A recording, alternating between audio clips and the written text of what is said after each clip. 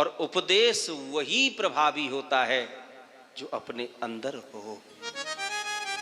यदि कोई चीज त्यागने के लिए श्रोता से कहा जाए व्यासपीठ से, तो फिर व्यासपीठ में भी वक्ता के अंदर वो भाव हो और वह गुण हो तो ही कह सकते हैं। कोई मैया अपने बालक को लेकर के एक संत के पास गई, जाकर के बोली, बाबा मेरा बालक गुड़ बहुत खाता है। गुड़ फायदा करता है, इसमें कोई संदेह नहीं है, लेकिन ज्यादा खाएगा तो नुकसान भी करेगा ना। अति सर्वत्र वर्जयेत है, अति सब चीज की बुरी है भैया। ले गुड़ खावे को ज्यादा तो नुकसान कर जाएगा। नहीं, गुड़ का मतलब तो गुड़ ही है, उसमें गुण ही गुण है, अब गुण कुछ है ही नहीं, गुड़।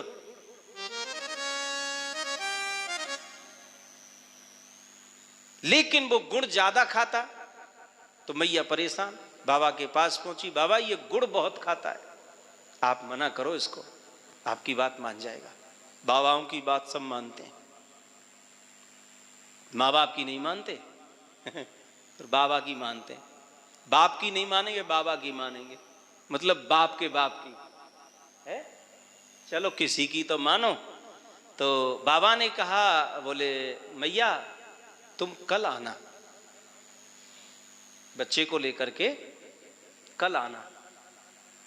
मैया ने कहा ठीक है कल आ जाएंगे। तो मैया बोली, समझाने की बात थी, 2 शब्दों में समझा देते, अब उसके लिए बाबा ने हमको कल बुलाया। तो मैया चली गई, इंतजार किया, दूसरा दिन हुआ, बालक को लेकर के मैया फिर दूसरे दिन गई बाबा के पास। बाबा के पास पहुंची, प्रणाम किया, बाबा बोले मैं समझ गया, तुम बच्चे के लिए आई हो, कल भी आई थी, तो अब बताओ तुम्हारी समस्या क्या है। मैया ने कहा, बाबा ये मेरा बालक है, गुड़ बहुत खाता है। तो महात्मा ने उसके सिर पर हाथ घुमा के कहा, बेटा ज्यादा गुड़ खाना अच्छी बात नहीं है, ये नुकसान करता है। हर चीज की मात्रा है, लेकिन ज्यादा गुड़ तो नुकसान करता है बेटा। आज से तू ज्यादा गुड़ नहीं खाएगा। बालक ने कहा ठीक है, समझा दिया। लेकिन मैया कौन समझावे। मैया बोली, बाबा एक बात बताओ, ये छोटी सी बात के लिए तुमने मुझे आज दोबारा बुलाया, ये बात तो तुम कल भी कह सकती थी। तो बाबा ने कहा, मैं कल नहीं कह सकता था ये बात। क्यों? क्योंकि कल तक तो मैं भी बहुत गुड़ खाता था, मैं खुद गुड़ खाता था। फिर आज क्यों कह रहे हो? बोले आज मैंने गुड़ खाना छोड़ दिया, मैंने कम कर दिया,